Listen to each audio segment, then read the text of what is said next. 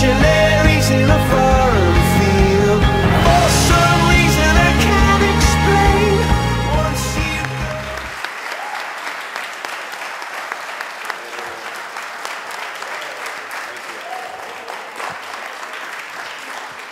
Thank you. On the headphones? Yes, so you can have the translation. Okay. Allora diamo il benvenuto a un one man show.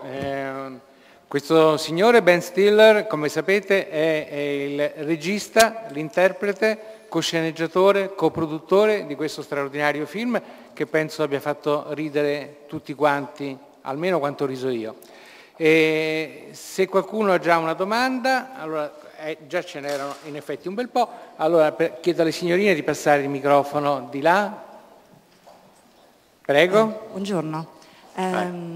Sono Marzia Gandolfi di Duellanti. Allora, dopo aver attraversato il mondo della moda, questa volta si è concentrato sui war movie e quindi sulla rappresentazione dei conflitti bellici da parte appunto di Hollywood, facendo veramente saltare in aria tutto un arsenale retorico, narrativo del genere. Ecco, io ero curiosa di sapere come nasce questa idea e esattamente come funziona il processo di scomposizione di questo genere e di ricomposizione nel suo film. Grazie.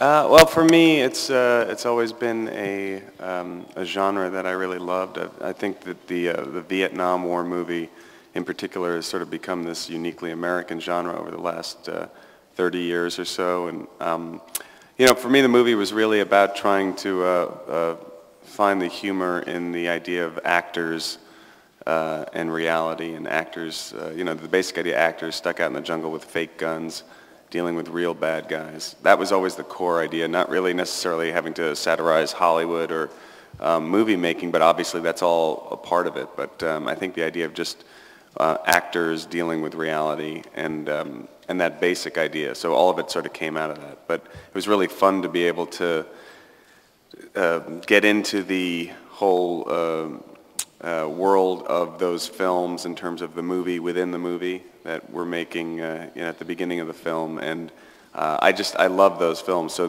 having the opportunity to sort of recreate those sort of you know, the war scenes, and then really to have the movie sort of become its own movie, and the second part of the movie, and have the actors actually when they're doing real things, and you know, it's kind of, I feel like the movie, you know, it has its own reality at the end of it, but they are sort of in their own action movie at the end of the film too. So it was hopefully being able to do a couple of different things within that, within the reality of the movie. If that makes any sense. Yes, it does. Okay. Ok, buongiorno. Sono qua. Hi. Sono Hi. io? Hello. Hi. Hello. Hi. Vado io? Vabbè, grazie. Allora, complimenti intanto. Dunque, e questo film comunque secondo me riguarda anche un po' il cinismo di Hollywood. È vero che è tutto in chiave divertente, surreale, però è così la realtà di voi attori a Hollywood. E poi volevo chiedere come ha lavorato con Tom Cruise, perché è riconoscibile, per cui quanto si è divertito lei a renderlo così brutto, così lontano dalla sua immagine di bellone. Grazie.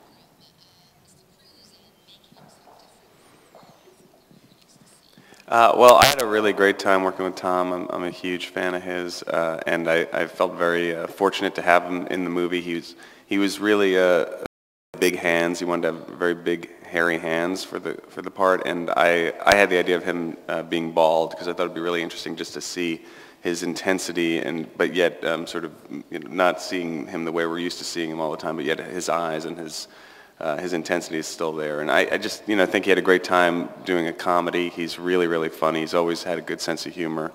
And it's really fun to see audiences react to him in this role too. And so it was a real organic process working with him because the ideas sort of flowed as we were working together, and it sort of developed really. You know, that part wasn't originally in the script, and we sort of created it together. So we had a great time working together. And in terms of the first part of the question, you know, for me, the actors don't really take themselves that seriously anyway, and it's fun to sort of make fun of ourselves in this film too, I think, and the whole movie-making process, which I think can be a little ridiculous at times, and especially on a big budget level. So it was fun to sort of, I think for all of us, all the actors in the movie, also had, and the crew have all made a lot of movies, so we all had a lot of experiences that we could relate to in making the movie. That just sort of have fun with the strangeness of movie making sometimes. Prego. Salve. Allora, nel film lei interpreta il ruolo di una superstar hollywoodiana viziata, strapagata, sicura di sé.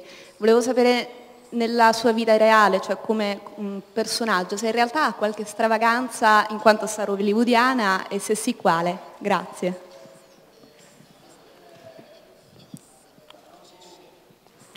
Any whims? I guess, obviously, I can't relate to the role at all.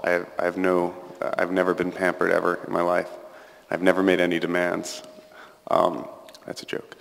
I could relate to, I think we could all relate to the experience of, I'm saying all of us, all the actors in the movie, of being, put in that position of being the star of a movie, and the way the people treat stars, which sometimes is they don't ever confront them, and there's a lot that the person who's actually in that position doesn't know because people don't always tell you the truth. So it's kind of a strange world where you're not necessarily always getting reality, and people can become shielded from that. So I think it's almost up to you when you're in that position to really have a sense of that and to try to remain grounded and sort of see through all of the, it's what's in the setup of making a movie where people sort of defer to you all the time. And you have to have a sense that that's usually happening and sort of fight against that. But at the same time, some people play into that too, and there are a lot of people who lose their perspective with reality. And I think you're sort of always fighting against that.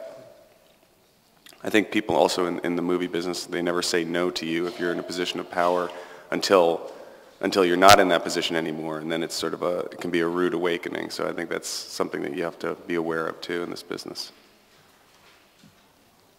Salve, volevo sapere, in questo film ci sono tanti film dentro il film, come Simple Jack o Satan's Alley. Volevo sapere se sono nati per questo film o sono vecchi progetti riciclati in un certo senso, sai, se vuole magari girare uno di questi film in futuro. Grazie.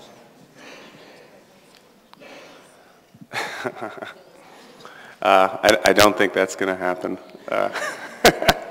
No, it was really just, for us it was just sort of having fun with different genres of movies and, the idea of, what actors will do sometimes to be taken seriously, to, especially my character in the movie is an actor who really wants to be taken seriously and is trying way too hard to win awards. And I think, that kind of role can, I think, on some level we sometimes see that in our world where, it's almost, the same thing, the idea with the war movies too, that it's the sort of place where art and commerce meet, and where ego versus just actors who want to just work to do the work for the work's sake, but also want to be recognized, and how those sort of come together and sometimes can get muddled.